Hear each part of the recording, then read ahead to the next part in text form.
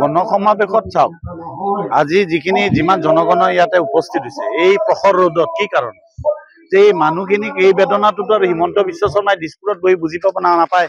আজি এই মানুহখিনিক যি ধৰণে উচ্ছেদ কৰা হৈছে, এই ভূমিহীন মানুহখিনিক যি ইমান বছৰ ধৰি দশক ধৰি থকা মানুহখিনিক যি অন্যায়ভাৱে উচ্ছেদ কৰা হৈছে, আজি সেইকাৰণে এই মানুহ প্ৰখৰ ৰ'দত আহিছে তেওঁলোকৰ মৌলিক অধিকাৰ সাব্যস্ত কৰিবৰ কাৰণে। অন্য বস্ত্ৰ বাসস্থান এইটো সংবিধানে দিয়া অধিকাৰ।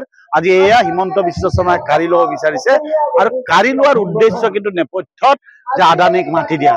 কাৰণ হিমন্ত বিশ্ব শৰ্মাই এটা কথা মনত ৰাখিব যে আদানীৰ দৰে বৃহৎ গোষ্ঠীবিলাকৰ দালালি কৰিহে অসমত ৰাজনীতি কৰিব আৰু সংখ্যালঘুৰ নামত আজি মেৰু বিভাজনৰ ৰাজনীতি কৰি সমাজখনক বিভাজিত কৰি তেওঁ পুনৰ ২৬ত ক্ষমতাত আহিবলৈ বিচাৰিছে। এয়াই তেওঁৰ উদ্দেশ্য।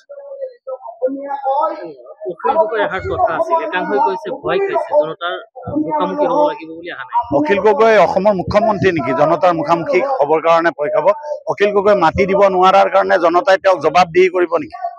অখিল গগৈ মাটি দিয়া ভূমিহীন মানুহৰ অধিকাৰ সাব্যস্ত কৰিবৰ কাৰণে জনতাৰ পক্ষত থিয় হৈ প্ৰতিবাদ কৰিবলৈ আহিছিল ইয়ালৈকে। আজি অখিল গগৈ শিৱসাগৰৰ বিধায়ক।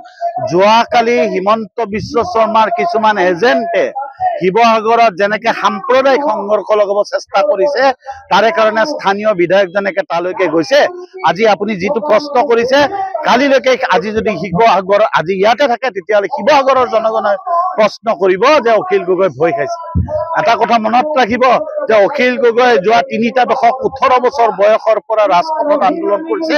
কটনৰ সাধাৰণ সম্পাদক থকাৰ পৰা যেতিয়াই যোন চৰকাৰে ৰাইজৰ বিৰুদ্ধে স্থান লৈছে, জনগণৰ বিৰুদ্ধে স্থান লৈছে, ৰাইজৰ পক্ষত থিয় হৈ ৰঙা চকু দেখুওৱা অসমৰ একমাত্ৰ নিৰবিচ্ছিন্নভাৱে অবিৰতভাৱে সেইগৰাকী ব্যক্তি হ'ল অখিল গগৈ। আজি অসমৰ ইতিহাসত কোনোবাই অপৰাধ কৰি কোনোবাই চুৰ কৰি জেলত যাব পাৰে, কিন্তু ৰাজনৈতিক কাৰাবন্দী হিচাপে যিমানবাৰ জেলৰ ভাত খাইছে জনগণৰ অধিকাৰৰ কাৰণে আন কোনোজন নেতা অসমৰ ইতিহাসত নাই। স্পষ্ট উজনি অসমত যিহেতু মিয়াৰ ওপৰত অত্যাচাৰ চলিছে, কি অসমৰ মুখ্যমন্ত্ৰী এগৰাকীৰ নিৰ্দেশত চলিছে নেকি, তেনেকুৱা ক'ব নেকি?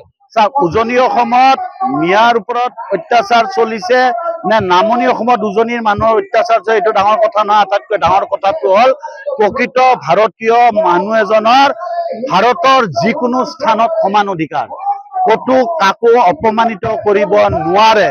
আৰু যদি কাৰোবাক অপমানিত কৰে, তেওঁ যদি ভাৰতীয় নহয় বুলি দাবী কৰে, যোনে অপমানিত কৰা মানুহজনে তেওঁক যদি বিদেশী কয়, তেতিয়াহ'লে মই প্ৰত্যাহ্বান জনাইছো হিমন্ত বিশ্ব শৰ্মাক যে আপুনি ঘৰিয়ালৰ চকু পানী নুতুলিব। আপোনাৰ যদি সৎ সাহস আছে, NRC খন আজি 5 বছৰে পেলাই থৈছে, তাত যদি কিবা ভুল ত্ৰুটি আছে আঁতৰাই আপুনি ইমপ্লিমেণ্ট কৰক। নকৰে, তেওঁ বিদেশী চিনাক্ত হোৱাটো নিবিচাৰে। কাৰণ বিদেশী সমস্যা জীয়াই থাকিলেহে বিদেশী সমস্যাৰ নামত ভয় খুৱাই তেওঁ অসমত ৰাজনীতি কৰিব পাৰিব। কিন্তু ৰাইজৰ দলে হিমন্ত বিশ্ব শৰ্মাৰ দৰে নেতাক এই ৰাজনীতি আৰু দীৰ্ঘদিন কৰিব নিদিয়ে। ২৬ত ৰাইজৰ দলে ঐক্যবদ্ধভাৱে যদি চৰকাৰৰ অংশীদাৰ হয়, প্ৰথম কথা হ'ল যে এখন শুদ্ধ NRC ইমপ্লিমেণ্ট কৰাটো হ'ব প্ৰথম কাম। আইন উঠাই লোৱাটো প্ৰথম কাম হ'ব। ৬ জনগোষ্ঠীক জনজাতিকৰণ কৰাটো প্ৰথম কাম হ'ব। বিশেষ ৰাজ্যৰ মৰ্যাদা ঘূৰাই অনা প্ৰথম কাম হ'ব। আৰু ৬ নং দফা প্ৰয়োগ কৰা হ'ব প্ৰথম কাম, যাতে যাৰ জৰিয়তে এই যিসকল মানুহক বিদেশী বুলি আজি ভয় ভাবুকি দি উচ্ছেদ কৰাৰ ৰাজনীতি কৰিছে, এই ৰাজনীতি চিৰকালৰ কাৰণে বন্ধ হৈ যায়।